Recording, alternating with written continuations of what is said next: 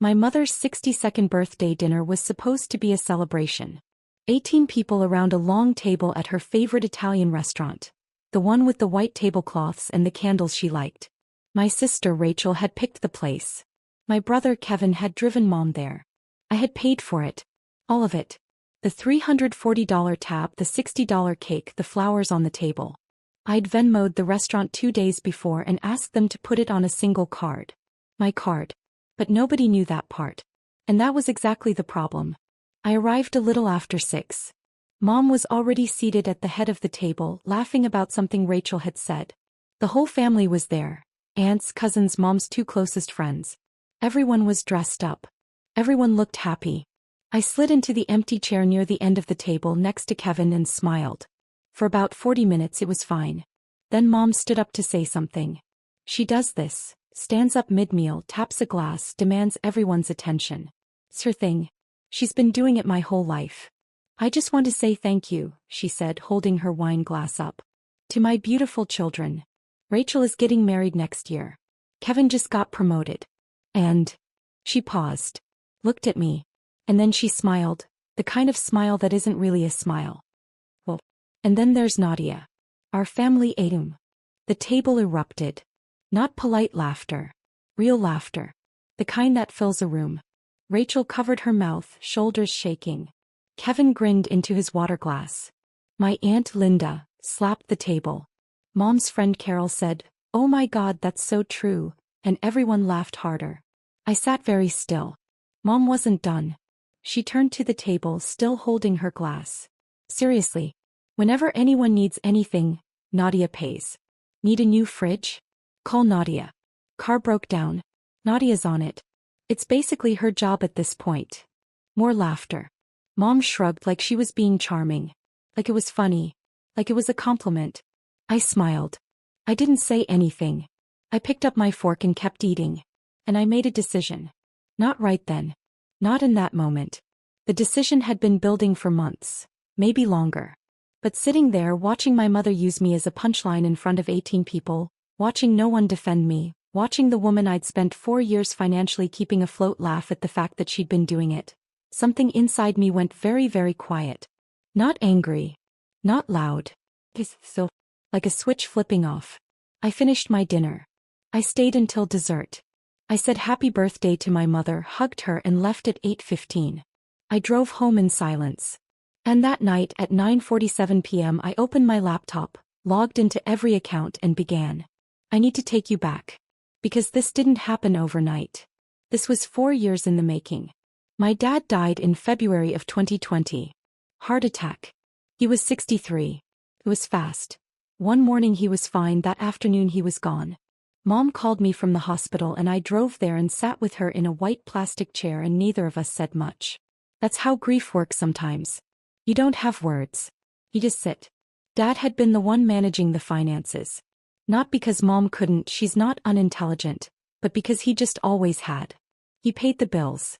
He handled the mortgage. He kept track of everything in a little notebook he stored in the kitchen drawer. When he died, that notebook was the only record anyone had. Within 2 weeks, Mom called me in a panic. Nadia, I don't know what's due when. I don't know what the passwords are. I can't figure any of this out. I was 29. I just finished my master's in finance. I was working as a junior analyst at a firm downtown, making $72,000 a year. It wasn't a lot. But I knew numbers. I knew how to organize things. And she was my mother and she was grieving and I loved her. So I said yes. Just for a few months, I told her. Until you get on your feet. That was 4 years ago. The first few months it made sense. Mom was devastated. She could barely get out of bed some days. Someone needed to make sure the mortgage got paid, the electric bill didn't get shut off, the groceries showed up. I set up autopays. I linked her accounts to mine. I created a spreadsheet because of course I did, and tracked every single dollar going out the door. Here is what that spreadsheet looked like in those early months. Mom's mortgage, $1,450 a month. Utilities, electric, gas, water combined, $520. Groceries and household supplies, $480. Mom's car insurance and payment, $390. Internet and cable, $160. Mom's credit card minimum payments, $750. That's $3,750 a month. Before emergencies. And there were always emergencies.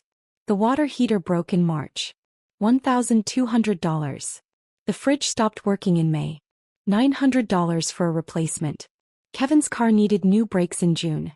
And somehow that became my problem too because he lived at Mom's house and used her car half the time anyway. $340. By the end of the first year, I'd spent $51,000 on my mother's household. $51,000. In 12 months. On a salary that had just recently been bumped to $78,000. I was living in a studio apartment. I ate ramen 3 nights a week. I didn't go out. I didn't buy new clothes. I didn't have a vacation in over a year. Every paycheck after taxes I looked at the numbers and I did the math and I transferred what needed to be transferred. And I told myself it was temporary. I told myself Mom would figure it out. I told myself this is what family does. But Mom didn't figure it out. Because she didn't need to. I was handling it. By the second year the pattern was set in stone. Mom had stopped asking what things cost. She just spent. Groceries came from the expensive store now. The one with the organic everything and the fancy cheeses. The electric bill crept up because she kept the heat at 74 degrees in winter and the AC blasting in summer. Rachel moved back home for 6 months between apartments, and Mom added her phone bill to the pile without asking me, $85 a month just quietly added. And then there was Rachel's engagement. Rachel got engaged in the spring of my 3rd year paying for Mom's life. Her fiancé Marcus is a good guy. But the engagement party? That was all Mom. And Mom had opinions about what it should look like. We need to rent out the garden at Rosewood, Mom told me over the phone one evening in April. It's only $2,800. Only $2,800. I didn't say anything. I just transferred the money. The dress Mom bought for the party, $640. The flowers, $380. The invitations, actual paper, calligraphed, mailed, $220. All of it came from me. Rachel didn't know. Kevin didn't know. Mom just called, told me the amount, and I paid it. Every single time. Kevin wasn't innocent either, but he was a smaller drain. He lived at Mom's, ate Mom's food, used Mom's gas money. He asked for cash sometimes, just to get through the week. And Mom would call me and say, Kevin needs $200, can you wire it? And I would. Because what else was I supposed to do? Say no to my brother while my mother guilt me silently on the other end of the line? I kept the spreadsheet updated. Every month. Every transaction. Every receipt. By the end of year 2 the total was $109,000. By the end of year 3, it was $163,000. And through all of it, no one in my family once asked me how I was doing. Not once did Mom say, Nadia, this is a lot. Are you okay? Not once did Rachel say, hey, Mom says you've been covering things. That's a lot of money. Not once did Kevin look at me and say thank you. The closest I ever came to bringing it up was once about 2 years in. Mom and I were on the phone and I said casually, Mom, have you thought about maybe contributing a little more to the household? Maybe picking up some of the grocery costs. There was a pause. Nadia, she said. I'm a widow. I don't have income. You know that. She did have income. Dad's pension paid her $2,400 a month. She also had $40,000 in savings that she'd had for over a year and never touched. I didn't bring it up again. Here's the part nobody in my family knew. I got promoted. Twice. The first promotion came at the end of year 1. Right when I was deep into paying for everything. Senior analyst. My salary jumped to $108,000. I didn't tell Mom. I didn't tell anyone. Not because I was ashamed. Because I knew exactly what would happen if I did. The requests would get bigger. The emergencies would increase. The expectations would double. I'd watched it happen before. Once early on I casually mentioned I'd gotten a small bonus at work. Within a week, Mom called asking if I could help out with a $3,000 repair on the kitchen floor. The bonus was $2,400. She didn't know that. She didn't care. So I kept quiet. When Mom asked what I did for work, I said, I work in finance. She'd nod and change the subject. She never asked how much I made. She never asked what my job actually involved. Rachel never asked either. Kevin certainly didn't. At family dinners, conversations about my life lasted about 12 seconds before someone changed the subject to Rachel's latest boyfriend or Kevin's new apartment or something mom needed fixed. I'd learned over time to stop bringing it up. It was easier to disappear into the background than to be ignored in the foreground. The second promotion came 18 months later. Director of Financial Analysis. My salary moved to $145,000. My apartment stayed the same, a small one-bedroom in a quiet part of the city. I drove a 2019 Honda Civic with 67,000 miles on it. I wore the same clothes to work that I'd worn for years. I looked to anyone paying attention like someone who was just getting by. Nobody was paying attention. I had savings too. Not a fortune, not after 4 years of bleeding money into my mother's household, but enough. A retirement account that I'd been quietly building since my mid-20s. A small investment portfolio. Nothing flashy, just steady contributions that I'd managed to keep consistent even through the worst months of paying for Mom's life. An emergency fund that I'd rebuilt 3 times because Mom's emergencies kept draining it. I was not struggling. But I was not living. There is a difference, and I felt it every single day. So there I was at Mom's birthday dinner, listening to her call me the family ATM in front of 18 people. And I thought, she's right. I am the family ATM. But ATMs can be closed. I didn't make a scene. I didn't stand up and say, actually, Mom, you want to talk about what I've been paying for? I didn't point out that the dinner we were sitting in she hadn't paid for. I didn't say a single word. I'd spent 4 years not saying a single word, and one more evening wasn't going to change that. What changed was something quieter. Something inside. It was the way everyone laughed. Not just Mom but Rachel and Kevin and Aunt Linda and Carol. The way no one looked at me after. The way Mom moved on to the next toast like she hadn't just put a target on my back. Like I was furniture. Like I was a function, not a person. I finished my dinner. I stayed until dessert. I said happy birthday to my mother, hugged her and left at 8:15. I drove home in silence. And that night at 9:47 p.m. I opened my laptop, logged into every account and began. First I logged into Venmo and changed my password. Then Zelle. Then PayPal. I went into my bank's app and removed Mom's account from my linked transfers. I changed the password on the shared grocery delivery account. I went through every autopay I'd set up over the past 4 years. The mortgage, the utilities, the insurance, the credit cards, and I turned them off. One by one. Methodically. Like I was going through a checklist. It took me 43 minutes. When I was done I closed my laptop. I sat on my couch for a while in the dark. I didn't feel angry. I didn't feel triumphant. I felt something closer to exhaustion. Like I'd been holding something heavy for a very long time, and I'd finally, quietly set it down. Then I went to bed. I slept better than I had in months. The next morning was a Thursday. I woke up at 6:30, got ready for work and drove to the office like any other day. I didn't check my phone until 9 a.m. There was one text from Mom. Sent at 7:14 a.m.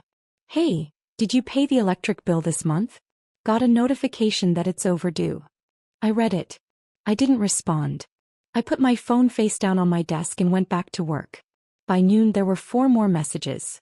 Nadia. Hello. The grocery delivery app says the card was declined. What's going on? Can you call me? I read them all during my lunch break. I didn't reply to any of them. Not because I was being cruel. Because I had nothing to say. I'd made my decision. I'd made it quietly and carefully and with full knowledge of what it would mean. Explaining myself wasn't part of it. By 5 p.m. Mom had called me 7 times. I let every call go to voicemail. That evening I ate dinner at my apartment. A simple pasta with vegetables and watched TV. Around 8 I checked my phone again. 12 missed calls now. 3 voicemails. I listened to the first one. Mom's voice, irritated but not yet scared. Nadia, what is going on? The mortgage autopay didn't go through.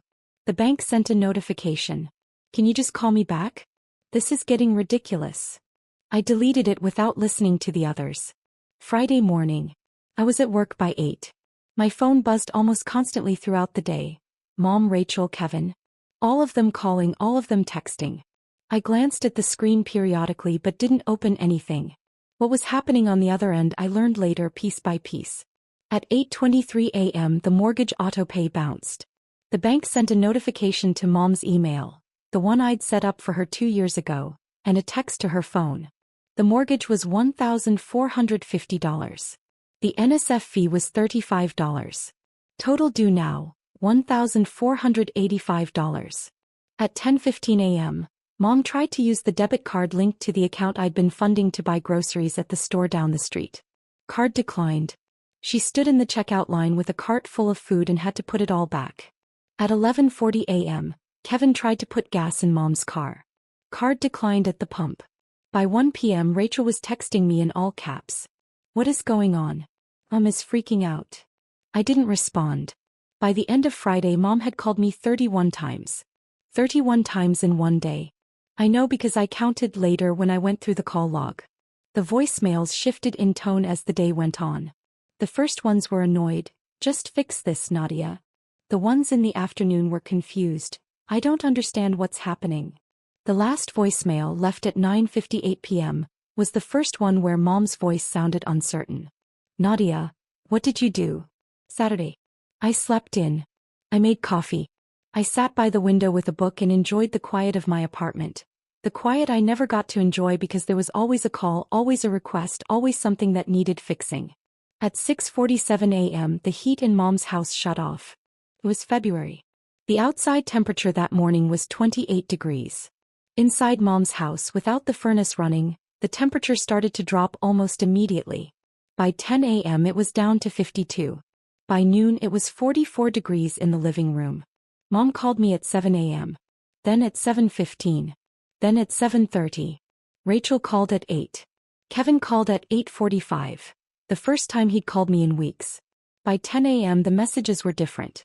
"Rachel, Nadia, the heat is off. It's freezing in here. Mom is crying." "Kevin, dude, what is happening?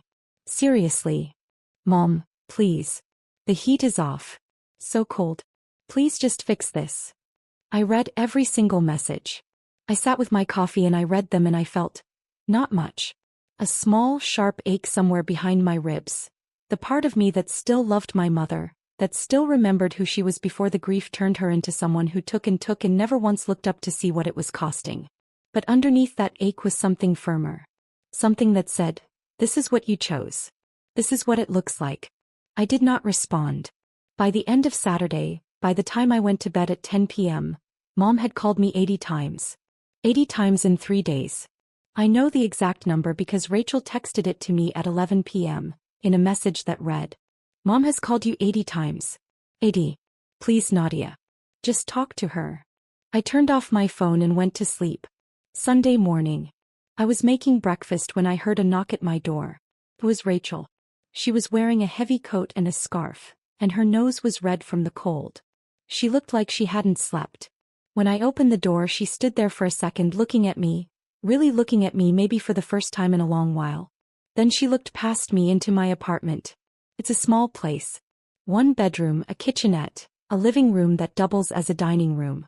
The furniture is simple. No artwork on the walls. A single bookshelf half full. The kitchen counter had my coffee mug, a toaster, and a bowl of apples. That was it. Rachel stepped inside slowly. She turned in a small circle, taking it all in. Her engagement ring. The one Mom had made a huge deal about, the one I'd quietly helped Marcus pick out without him knowing, caught the light from the window. "This is where you live," she said. Quietly. Like she was hearing herself say it for the first time. "Yeah," I said. "You want coffee?"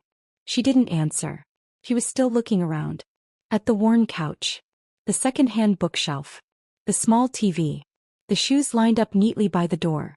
2 pairs. The closet half open, showing a row of simple clothes. "Nadia," Rachel said. She turned to face me. Her eyes were filling up. "How long have you been paying for Mom's house?" I poured her a cup of coffee and handed it to her. "Sit down," I said. She sat. And I told her. Not everything, not every single number, not every single bill. But enough.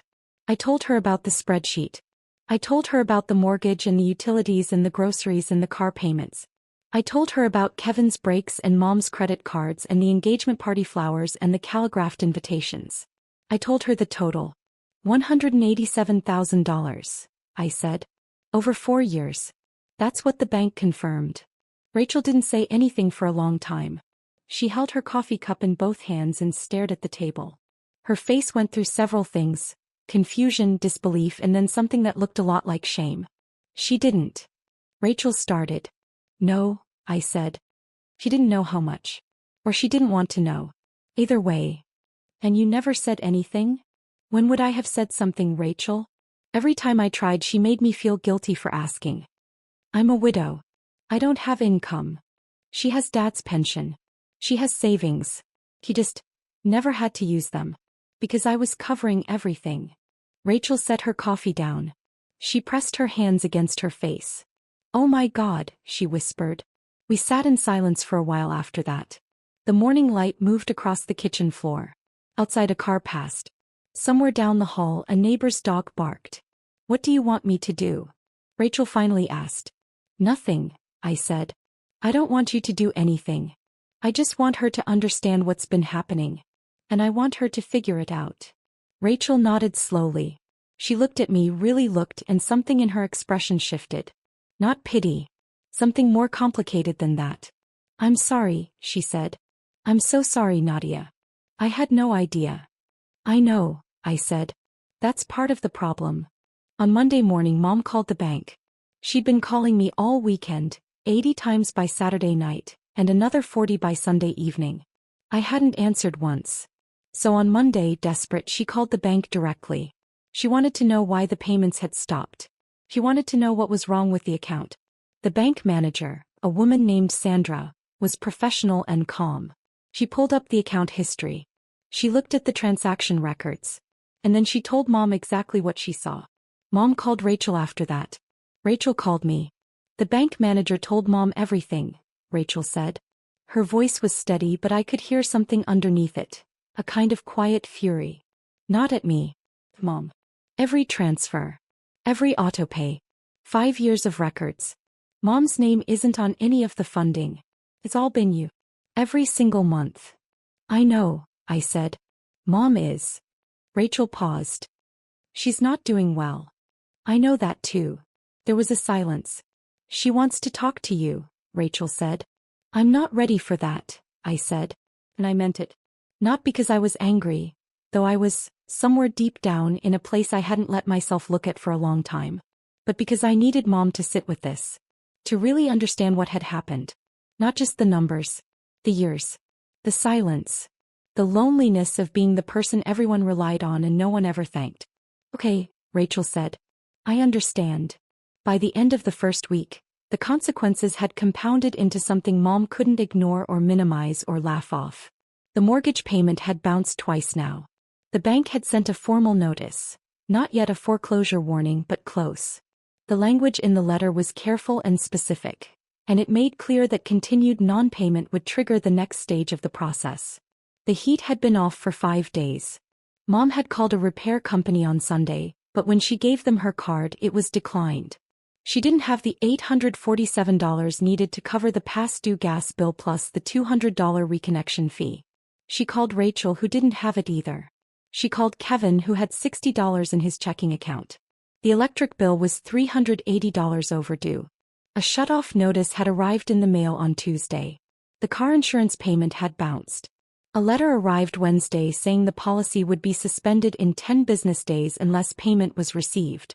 Mom's credit cards, 2 of them with minimum payments I'd been making for years, were now past due. Late fees had kicked in. The credit card company had called twice. And the grocery situation was, in Mom's words, a disaster. Without the card working, without cash, without anyone to cover it, the fridge was running low. Mom had $2,400 in her pension, which had deposited on the first of the month. But that money had to cover everything now. And $2,400 doesn't stretch far when you're used to spending $4,000 a month. Kevin, to his credit, had started looking for a part-time job. It was the first time in 2 years he'd done anything like that. Rachel had quietly started paying for some of Mom's groceries out of her own pocket. Not a lot, but enough to keep the fridge from being completely empty. Mom called me every day.